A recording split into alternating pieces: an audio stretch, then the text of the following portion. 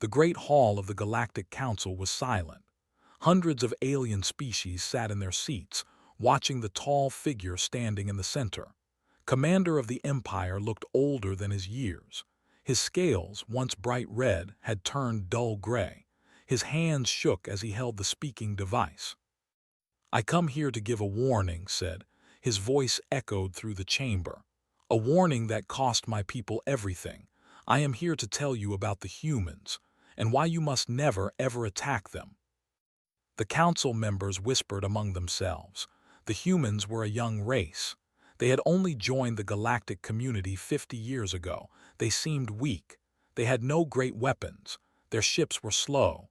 Why would anyone fear them? Continued. 3 years ago, my people made a terrible mistake. We thought the humans were easy targets. We were the Empire. We had conquered 17 star systems. We had crushed 40 different species. We were warriors. We feared nothing. He paused, his eyes closing as painful memories returned. That day, our fleet was patrolling the outer sectors. We detected a colony ship. It was called the Dawn. It was a human vessel carrying 3,000 people to a new world. Families, children, scientists, farmers. They were not soldiers. The council chamber remained quiet. Everyone was listening now. Our commander gave the order. We would take their cargo. We would take whatever we wanted. If they resisted, we would take prisoners. We would teach them that the Empire takes what it wants. His voice cracked. We sent the message to their captain. His name was Sung. Remembered that day clearly. Captain Sung's face appeared on their communication screen.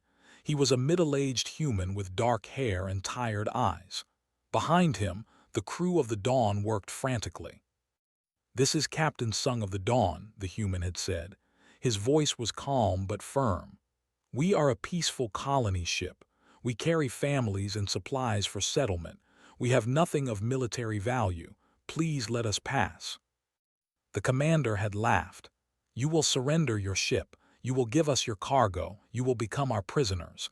If you refuse, we will destroy you." Sung had looked directly at the camera. "We have 3,000 people on this ship. My wife is here. My daughter is here. We are not warriors, but we will not surrender to pirates." "Then you will die," the commander replied. The warships opened fire. The Dawn had only basic shields. The colony ship was not built for war. Within minutes, the human ship's engines were destroyed. The shields failed. The soldiers boarded the vessel. Had been there, he had walked through the corridors of the Dawn. He saw the humans trying to protect their families. They had only basic weapons. Some had tools. Some had nothing but their bare hands. But they fought anyway. "We took 800 prisoners," told the council. Captain Sung's wife, Na, was among them. His daughter was only 16 years old. We took them. We took teachers, doctors, children. We locked them in our prison ships. They had destroyed the Dawn's engines completely. The colony ship could not move. It could not call for help. Captain Sung and about 200 survivors escaped in. They drifted in space, watching as the fleet took their families away. Our commander laughed, said bitterly. He said the humans were weak. He said they would cry and beg for mercy. He said they would forget about their prisoners within a year. He said we had won. Looked around the council chamber. That was our fatal mistake. We thought it was over. We thought we had simply taken prisoners like we had done 100 times before. We did not understand humans. We did not understand what we had started. 3 weeks after the attack, ship was patrolling near a mining colony. Everything seemed normal. Then the alarms went off. Something was approaching their cargo station. It was moving fast. At first we thought it was an asteroid, said. Then we realized it was a ship, a human ship. It was badly damaged. Parts of it were held together with welding and metal plates, but it was moving toward our station at full speed. They sent warnings. They fired warning shots. The human ship did not slow down. It did not change course. It crashed directly into the cargo station's fuel depot. The explosion destroyed the entire station. 200 workers died. The human ship was completely destroyed. When they investigated the wreckage, they found one pilot. His name was recorded in the ship's logs. He was an engineer from the Dawn named Han. "We thought it was revenge," said. "We thought it was one angry human who wanted to hurt us before dying. We were wrong. It was a message." More incidents followed. A patrol ship disappeared, then another. A military outpost went silent. No distress calls, no survivors, just empty stations and missing ships. "We sent investigation teams," explained. "What they found scared us. The humans had left messages, written on walls, carved into metal, always the same words: 'Return them, return every single one, or we will come for you.'" The High Command dismissed these incidents. They sent more patrols. They increased security.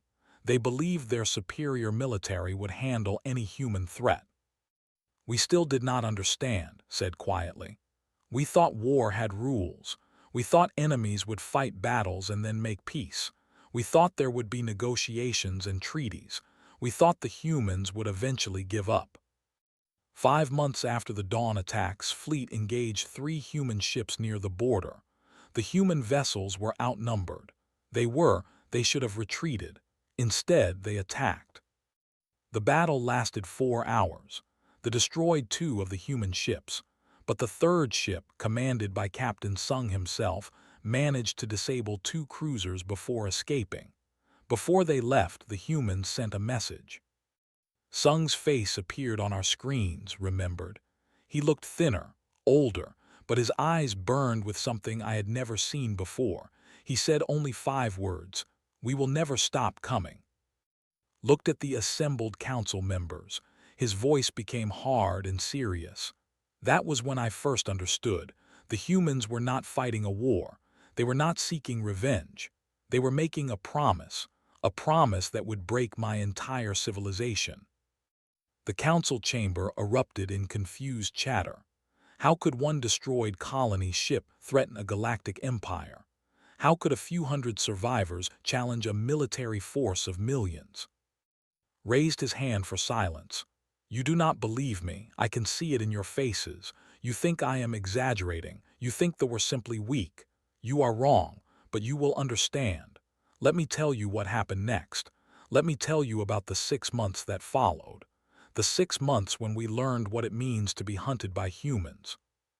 The commander's voice dropped to almost a whisper. "Let me tell you about the nightmare we unleashed. The nightmare that never sleeps. The nightmare that never forgives. The nightmare called humanity." 6 months had passed since the Dawn was destroyed. 6 months since the Empire took 800 human prisoners. 6 months since they made their fatal mistake.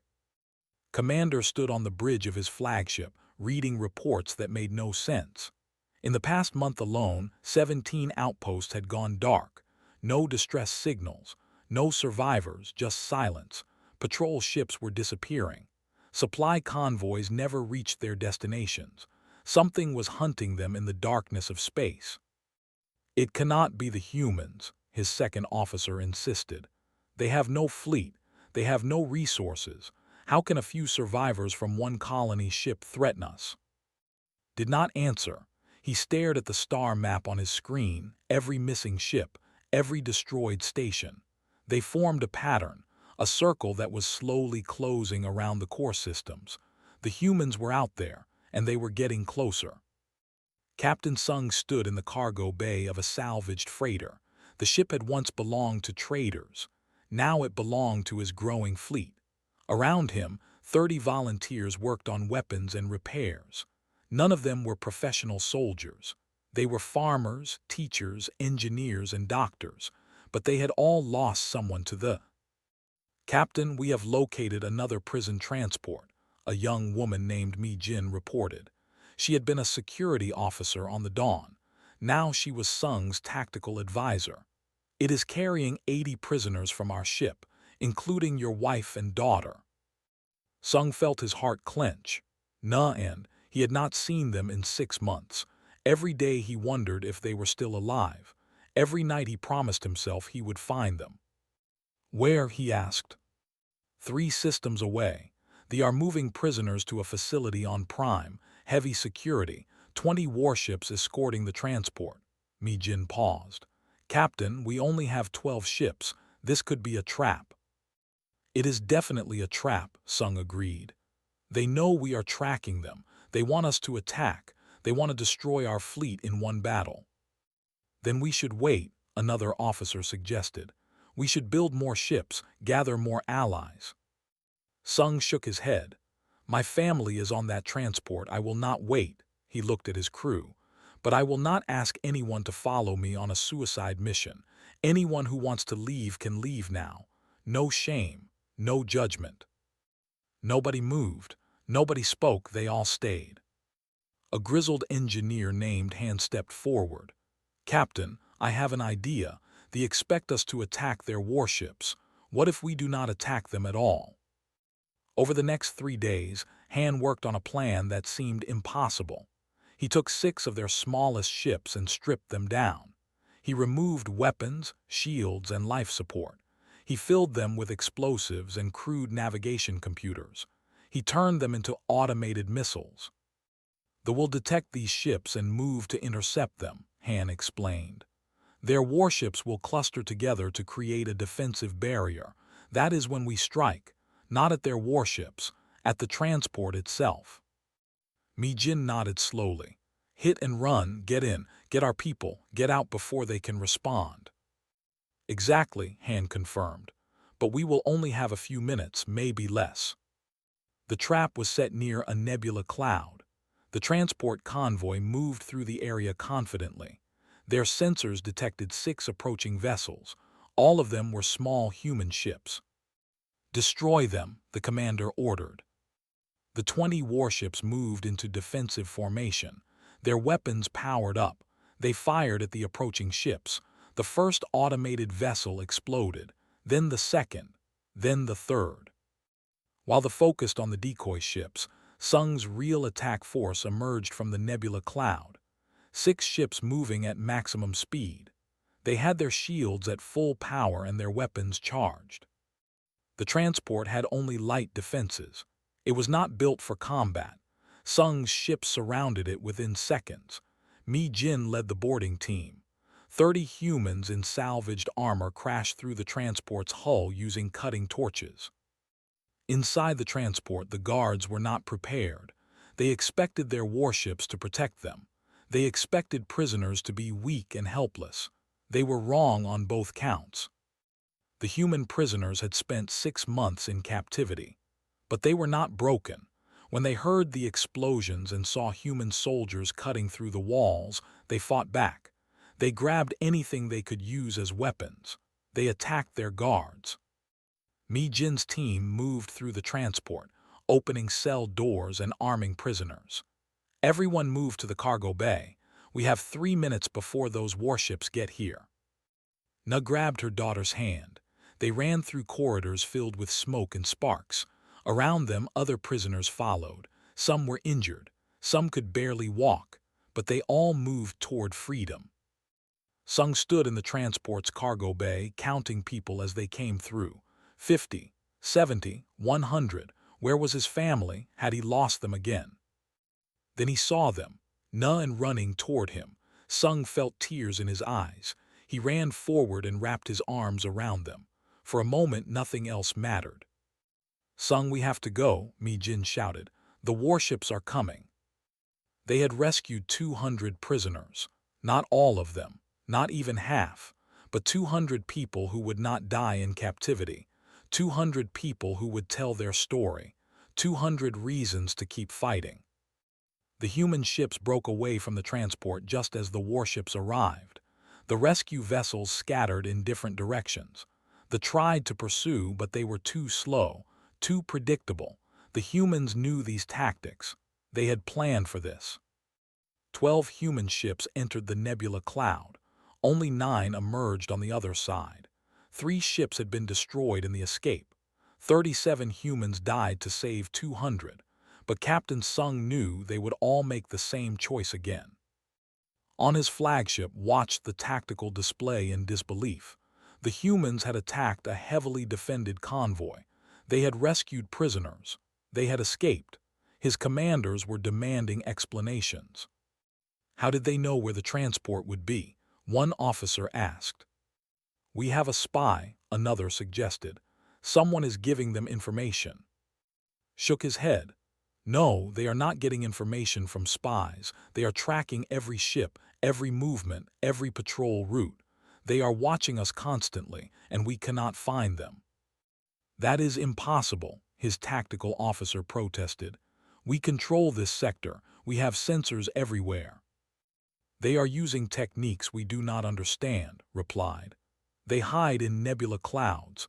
They disguise their ships as asteroids. They move in silence and strike without warning. This is not how civilized species fight wars. Then we will destroy them like the animals they are, a young captain declared. Looked at the young warrior. You do not understand. We destroyed their colony ship. We took their families. They should have been broken. They should have begged for mercy. Instead, they are breaking us, piece by piece, ship by ship, station by station. News of the rescue spread through the empire. Fear began to replace confidence. Outpost commanders demanded more security. Ship captains refused to patrol alone. The mighty military was becoming cautious, defensive, afraid. And in the darkness of space, Captain Sung held his wife and daughter. They were together again. But this was not over. 600 prisoners were still in captivity. 600 more reasons to keep fighting. Mi-jin approached the captain. Sir, we have more volunteers. Word of the rescue has spread. Humans from other colonies want to join us. Some aliens too, species that hate the. Sung nodded. How many ships can we field now? 40, Mi-jin replied. Not all of them are combat-worthy, but we can make them work. Han joined them. Captain, I have been working on something new. They rely on their supply chains. Every warship needs fuel. Every station needs food. Every colony needs materials. What if we start targeting those supplies? Economic warfare, Mi-jin said thoughtfully. Make it too expensive for them to keep fighting.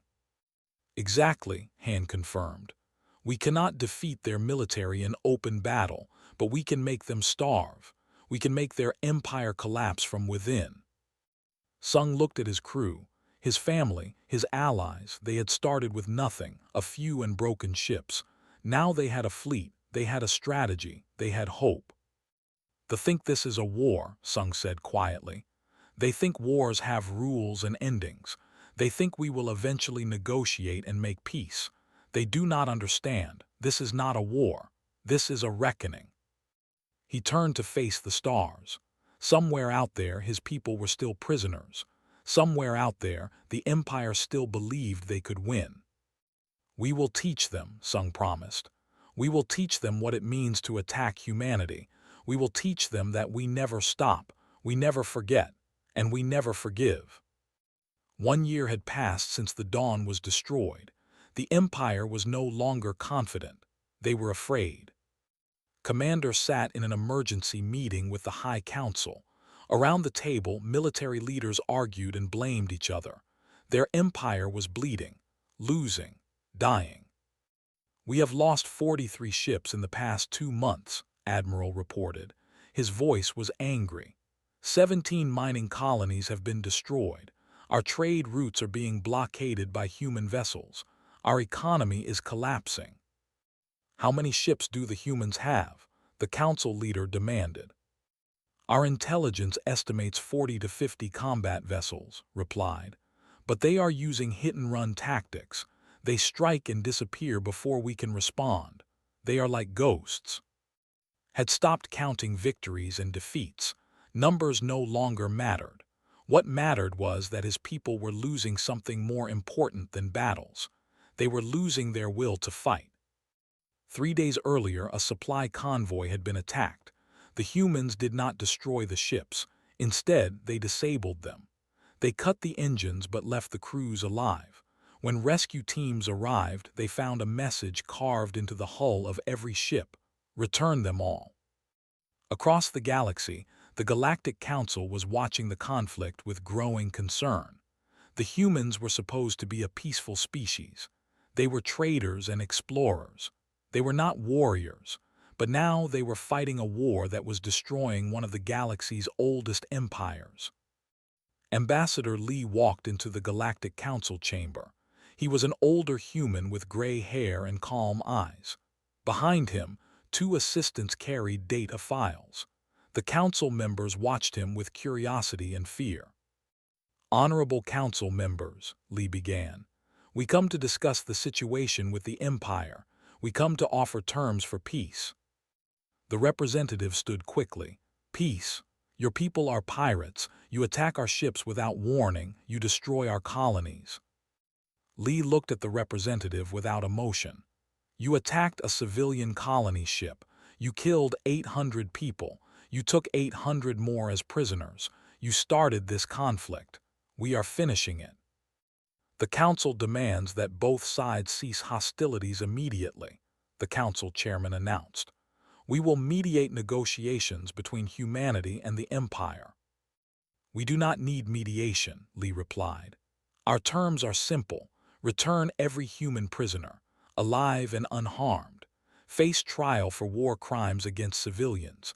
Pay reparations to the families of those killed, or we will continue until your empire no longer exists." The council chamber erupted in shocked voices. The representative turned red with rage. "You dare threaten us? We are the Empire. We have conquered 40 systems. We will crush you." Lee remained calm. "You have tried to crush us for 1 year. You have failed. Every day you lose more ships, more stations, more colonies. How long before you have nothing left?" The council chairman called for order. "Ambassador Lee, your terms are unacceptable.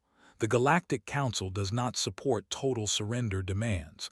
You must negotiate in good faith." "We are negotiating in good faith," Lee responded. "We are giving them a choice, justice or destruction. Those are the only options." The representative walked out of the chamber. The meeting ended without agreement. War would continue. Captain Sung's fleet had grown. 47 ships now followed him. Not all of them were human vessels. Some belonged to species that had been conquered by the. Some belonged to pirates and traders who hated the Empire. They were united by one goal: make the pay. Mi Jin stood in the tactical planning room.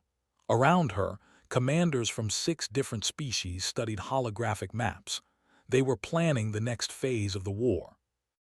"They have pulled back their frontier forces," Mi Jin explained. "They are defending their core systems. They think if they protect there, they can outlast us." "They are wrong," a pilot named Wu said. He was young and aggressive. He had lost his entire family in a raid years ago. "We need to hit them harder, make them afraid to leave their bunkers." Han projected a new image. It showed the largest shipyard in the Empire. "This facility builds 60% of their warships. If we destroy it, they cannot replace their losses." "That shipyard is defended by 300 ships," another commander pointed out. "We cannot fight those numbers." "We do not need to fight them," Han replied. "We only need to destroy the shipyard." Over the next week, Han worked on a new weapon. He called it the Swarm Protocol. He took 20 small cargo ships and filled them with explosives and guidance systems. Each ship was programmed to target a specific section of the shipyard. "They are drone ships," Han explained. "No pilots, no crews, just explosives and computers that will see them coming. They will shoot down most of them, but they cannot stop them all." Wu volunteered to lead the attack. He would fly a real ship ahead of the drones. He would draw the defenses toward him. He would give the drones time to reach their targets. "You will not survive," Sung said quietly. "I know," Wu replied, "but my family is already dead. Let me make their deaths mean something." Sung wanted to refuse. He wanted to find another way, but he knew there was no other way. This was the price of war. This was the price of justice. The attack began at dawn. Wu's ship flew straight at the shipyard, weapons firing. The defenses activated immediately. Hundreds of weapon platforms targeted his vessel. Behind him, the 20 drone ships followed. The shot down the first drone, then the second, then the third. Their weapons were precise and deadly, but they could not stop all of them. 7 drones reached the shipyard. 7 explosions tore through the facility's core structure. Wu's ship was destroyed 3 seconds before the first explosion. He never saw his mission succeed, but his name would be remembered. The shipyard burned for 3 days. 30,000 workers died. The Empire lost its primary construction facility. They could no longer build new warships. They could only watch as their fleet slowly fell apart. While the military fought, another human was waging a different kind of war. Her name was Sun I. She had been a doctor on the Dawn. Now she was documenting every war crime. Sun I interviewed survivors. She collected evidence. She recorded testimonies, every atrocity, every prisoner who died, every civilian who suffered. She compiled it all into a single massive document. Then she broadcast it across the entire galaxy.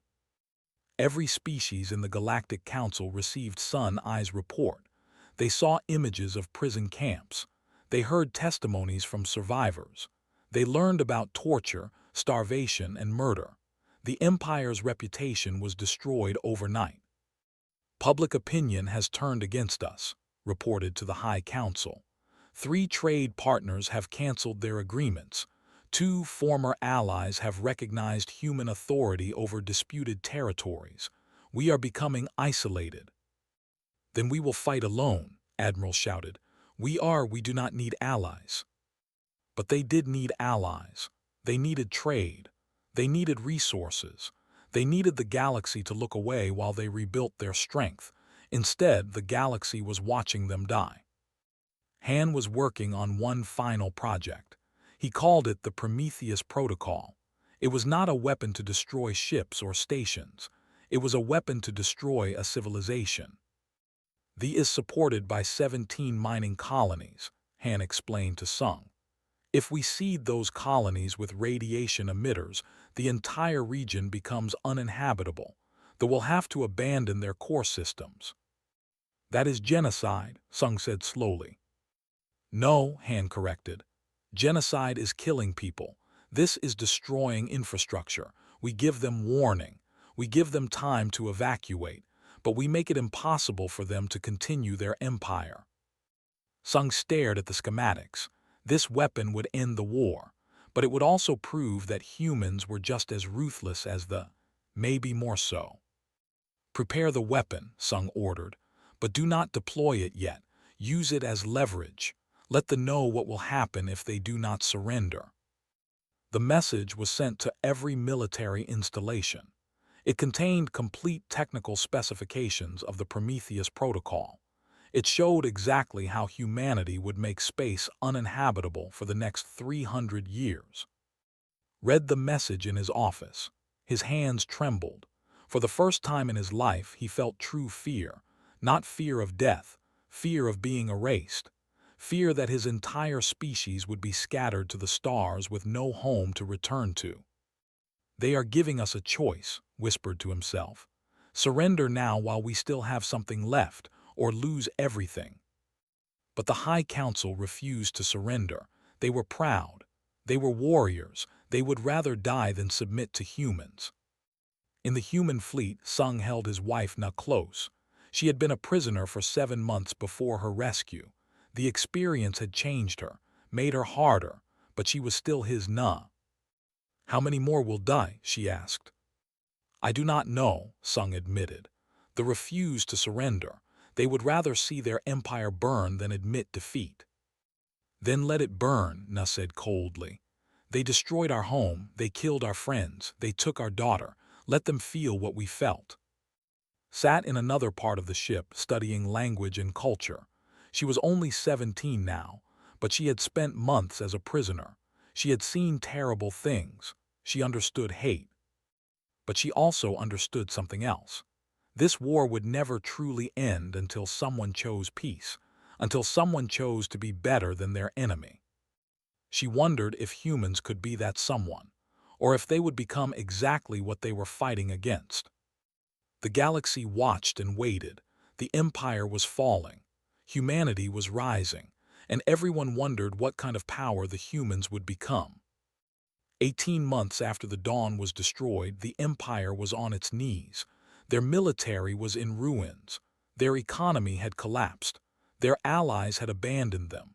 They had no choice left. Commander walked through the corridors of the Capitol building.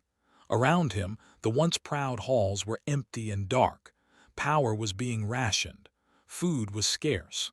The empire that had conquered 40 systems could barely feed its own people. The High Council had finally agreed to negotiate. They would release the prisoners, all of them. Every human they had captured would be returned. It was the only way to stop the bleeding. Entered the council chamber. The old warriors who had started this war were gone. Some had died. Some had been removed from power. The new council was younger, more practical.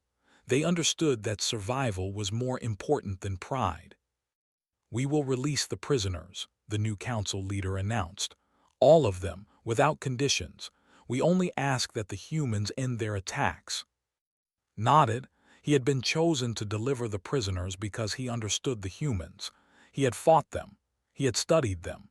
He knew that this war had changed both species forever. The prisoner exchange happened in neutral space. 15 transport ships met 10 human vessels. On board the transports were the remaining 600 human prisoners. They were thin and sick. Many had been tortured, but they were alive. Captain Sung stood on the bridge of his flagship, watching the transports approach. His heart pounded. Somewhere in those ships were the last survivors of the Dawn, people he had fought for, people he had never stopped searching for. The first transport docked with his ship. The airlock opened. Human prisoners stumbled out, squinting in the light. Some cried. Some fell to their knees. Some just stared in disbelief. Na and were there to meet them. They had been rescued months ago, but they knew these people. They had suffered together. Now they helped them walk to safety. Sung counted every face, every name. He compared them to his list. 473 survivors. 127 had died in captivity. He would remember every single name. Watched the exchange from his command ship. He felt something he had never expected to feel. Shame. These people had done nothing wrong. They were just trying to reach a new world, and his people had destroyed them for profit. "The exchange is complete," his officer reported. "All prisoners have been transferred. The humans are requesting communication." Activated the communication channel. Captain Sung's face appeared on his screen. The human looked older, harder, but also tired. "The prisoners have been returned," said. "Will you end your attacks now?" Sung was quiet for a long moment. "The prisoners were the first step, but our demands have not changed. War crime trials, reparations, disarmament, those are our terms." "The Council will not agree to those terms," replied. "We have given you your people. Is that not enough?" "You killed 800 civilians," Sung said coldly. "You tortured 600 more. 127 died in your prisons. No, it is not enough." The communication ended. The ships returned to their territory. The human fleet regrouped and continued their campaign.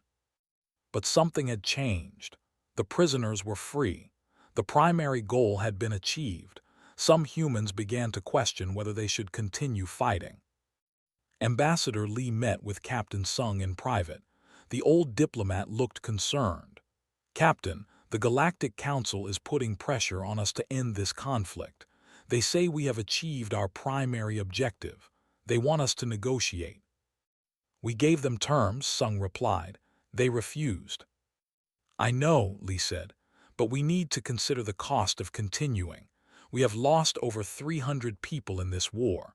How many more will die?" "As many as it takes," Sung answered. "The need to understand that attacking humans has consequences. If we stop now, they will do this again. Maybe not to us, but to someone else." Lee sighed. He understood Sung's anger, but he also understood politics. "The galaxy is watching us, Captain. They see us as either heroes or monsters. Which do we want to be? Before Sung could answer, alarms went off across the ship. Mi Jin rushed onto the bridge. Her face was pale. "Captain, we have a problem," she said urgently. "The military has split. A faction has taken control of several ships and stations. They are calling the prisoner release a betrayal." "How many ships?" Sung demanded. 40 warships, maybe more," Mi Jin reported. "They are refusing orders from the new council. They say they will never surrender to humans." Sung felt a cold dread in his stomach. Where are they now? Mi Jin brought up a tactical display. "They are moving toward our resettlement center, the place where we sent the rescued prisoners." The room went silent. Everyone understood what that meant. They were going to attack the prisoners again. They were going to recapture the people who had just been freed. "How long until they reach the center?" Sung asked. 8 hours, Mi Jin replied.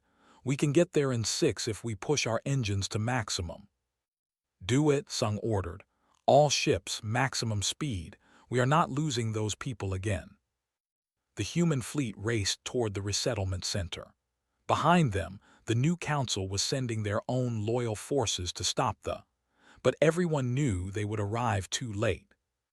At the resettlement center, Na was helping set up medical facilities. The rescued prisoners needed care. They needed time to heal. She heard the alarms and knew something was wrong. A young officer ran into the medical bay. "We have incoming warships, 40 vessels. They are not responding to communication." Na felt ice in her veins. They were coming back. The nightmare was starting again. "Evacuate everyone to the ships," she shouted. "Move now." But there was not enough time. The warships arrived at the center 3 hours before the human fleet. Their weapons powered up. Their ships surrounded the station. "Attention human station," a voice broadcast. "Return the prisoners to our custody. Surrender immediately, or we will destroy you all." Na stood in the command center. Around her, the rescued prisoners were panicking. Some were crying. Some were frozen in fear. They had just escaped. They could not go back. "We will not surrender," Na broadcast back. "The prisoners are free. You have no authority here." "Then you will die," the commander replied. The ships opened fire. But before their weapons could hit the station, something unexpected happened. The new council's loyal ships arrived. 20 vessels dropped out of faster-than-light travel and positioned themselves between the station and the. Commander's voice cut across all channels. "Attention all vessels, this is Commander of the Peacekeeping Force. The High Council has ordered you to stand down. We will not attack humans anymore. That era is over." The commander laughed. "You are a traitor. You have forgotten what it means to be. We do not surrender. We do not show weakness." "No," replied. "I have remembered what it means to have honor. Honor is keeping your word. We released the prisoners. We gave them our promise of safety. Breaking that promise makes us animals, not warriors." For a moment nobody moved. 2 fleets faced each other. Civil war was seconds away. Then Captain Sung's fleet arrived. 47 human ships dropped into the system and took positions around the station. They were now surrounded. "You are outnumbered," Sung broadcast. "Stand down or be destroyed." The commander's face appeared on every screen. He was old. He looked like a warrior from an older time. We do not retreat. We do not surrender." "Then you will die," Sung replied, "and your deaths will mean nothing." What happened next shocked everyone. They did not attack. They did not retreat.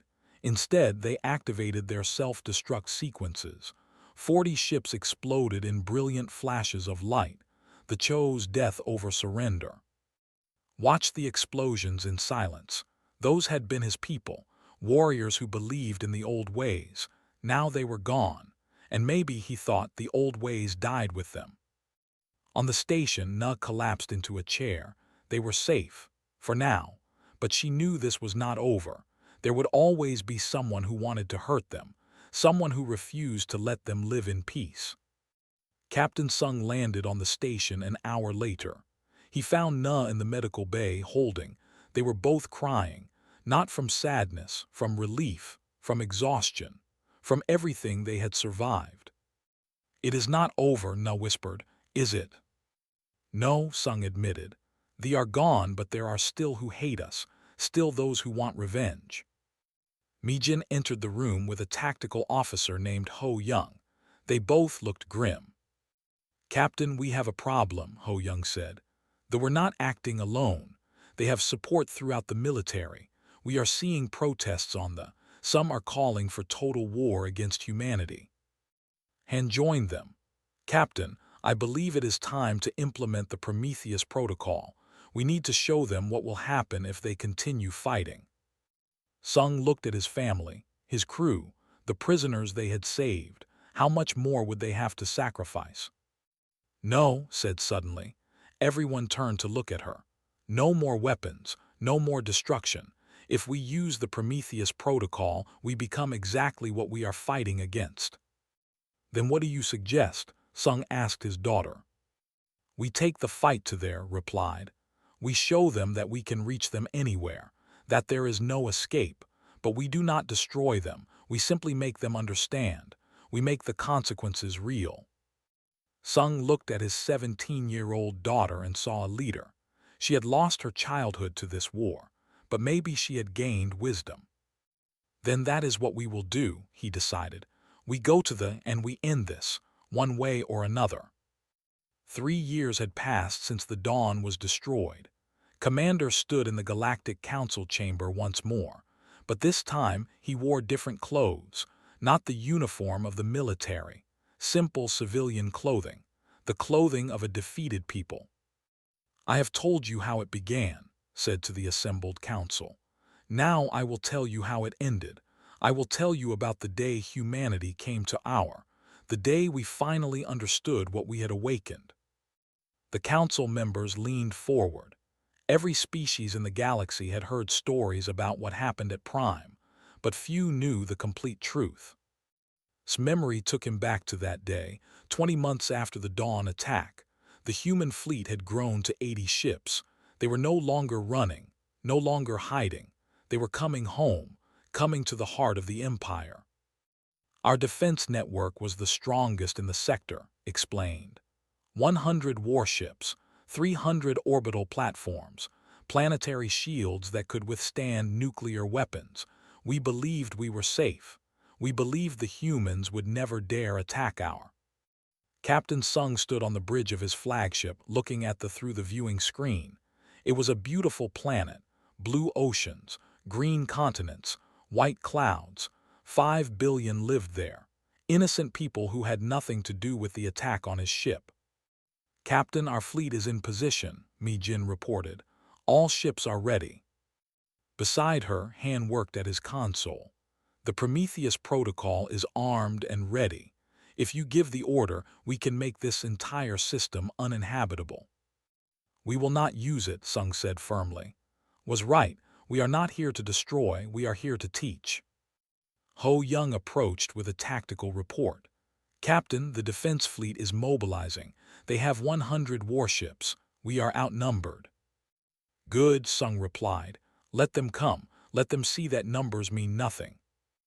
The defense fleet moved to intercept the human ships.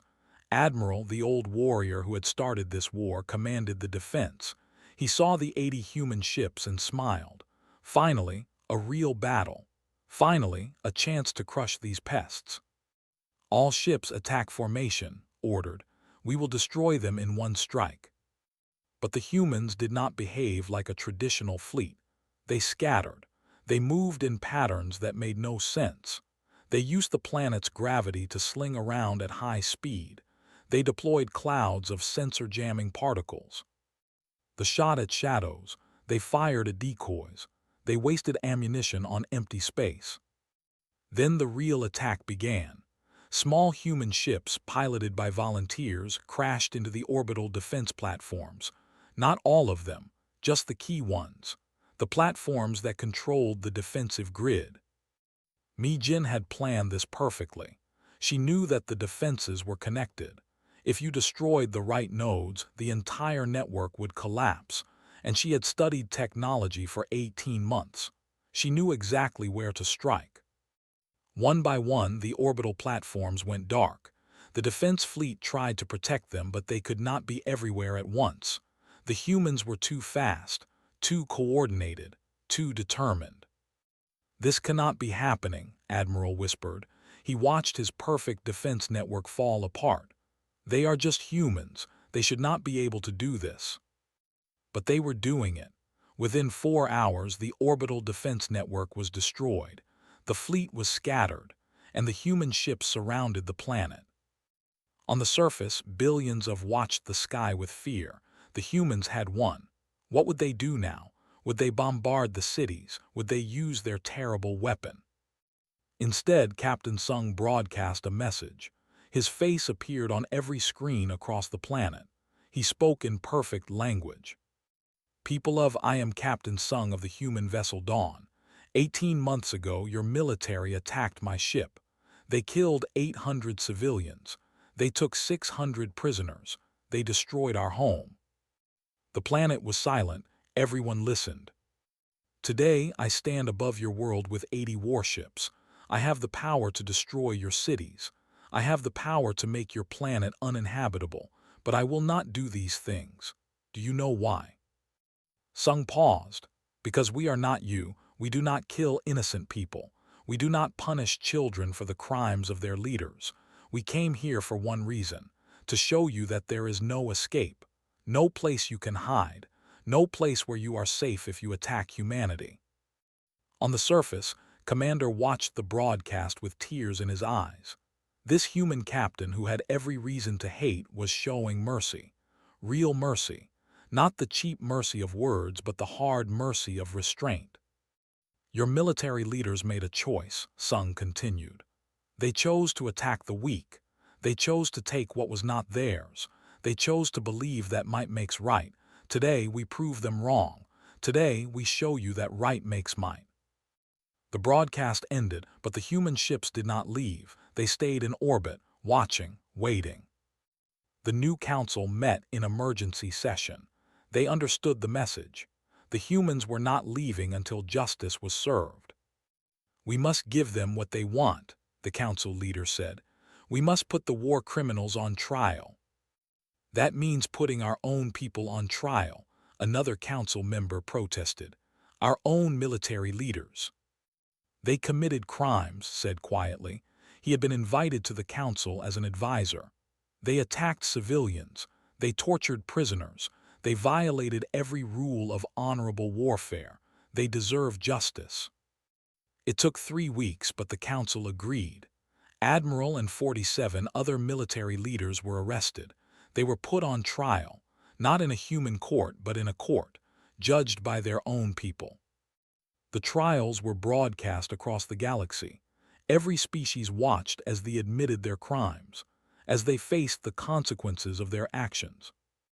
Admiral stood before the judges with his head high. "I did what I thought was right for the Empire. I have no regrets." "You have no regrets for killing 800 civilians?" the judge asked. "They were not," replied. "They did not matter." That answer sealed his fate.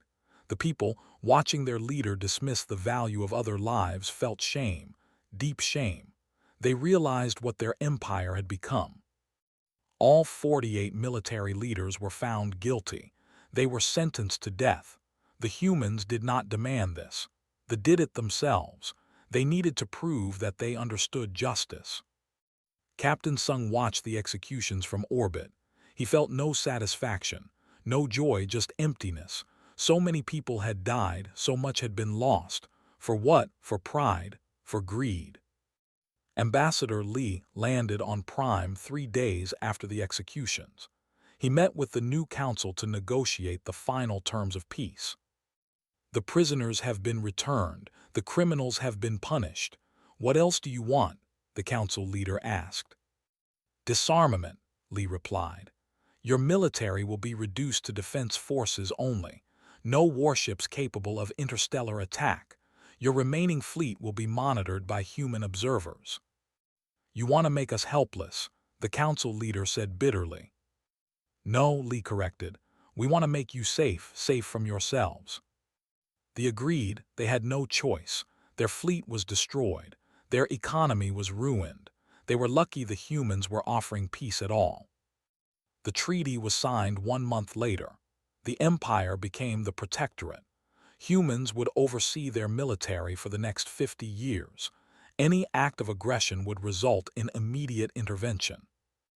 Captain Sung was appointed as the first human ambassador to Prime. His wife Na became the director of rehabilitation programs. His daughter chose to study culture and language. She wanted to build bridges between the species. Han took his engineering genius and started building hospitals instead of weapons. Mi Jin trained the new defense forces, teaching them that military power should protect, not conquer. And Commander became a teacher. He traveled to every new species joining the Galactic Council. He told them his story. He showed them what happens when you attack humanity. "We thought we were strong," always said. "We had conquered 40 systems. We had crushed countless enemies. But we learned that true strength is not measured in victories. It is measured in persistence." 3 years after the war ended, stood in the Galactic Council chamber, finishing his testimony. "The humans are not the strongest species," he said. "They are not the fastest. They are not, though, but they have something that makes them more dangerous than any weapon. They have memory. They have loyalty. They have persistence." He looked around at all the different alien species. When you attack a human, you do not just attack that person. You attack their family, their friends, their entire species, and they will never stop coming for you. Never. Pulled out a data chip. This chip contains the complete history of the human war, every battle, every loss, every lesson. I give it to the Council so that no species ever makes our mistake again. The Council chairman accepted the chip. "What is the most important lesson from this war, Commander?" Thought carefully. "The lesson is simple. Humans do not fight like other species. Other species fight until victory or defeat. Humans fight until justice. And justice has no deadline. Justice has no distance. Justice cannot be escaped." He paused. "My people learned this too late. We paid with everything we were. Our empire is gone. Our military is disbanded. Our pride is shattered. But we are alive. We were shown mercy, not because we deserved it, but because humans are better than we were." The council chamber was completely silent. "So I give you this warning," concluded. "This warning that has become galactic law: never attack the humans, because they will never ever let you escape. They will find you. They will defeat you. And they will make you face the consequences of your actions." The testimony ended, walked out of the chamber. Outside, he saw Captain Sung waiting for him. "You did well," Sung said. "I told the truth," replied. "That is all I can do now." They walked together through the council building. A human and a once enemies, now something like friends. "Do you think it will work?" asked. "Do you think my warning will stop others from making our mistake?" Sung looked at the stars through the window. "Some will listen, some will not, but they cannot say they were not warned." 300 years passed. The warning, as it came to be known, was taught in every academy. It was studied by every military strategist. It was memorized by every diplomat. And in those 300 years, no species attacked humanity. Not because they loved humans, not because humans were their friends, but because they remembered what happened to an empire that thought humans were weak. The human fleet patrolled the galaxy, not as conquerors, not as oppressors, but as the ultimate deterrent, the promise of inevitable consequences. On every human ship there was a memorial, a simple plaque with 800 names, the people who died on the dawn, the people who started this story. And beneath the names, a single sentence: "We remember, we always remember." That was the real warning, not the weapons, not the tactics, not the victories. The warning was simple: humans never forget, and they never let you escape the consequences of attacking them. The galaxy learned. The galaxy remembered, and the galaxy was more peaceful because of it.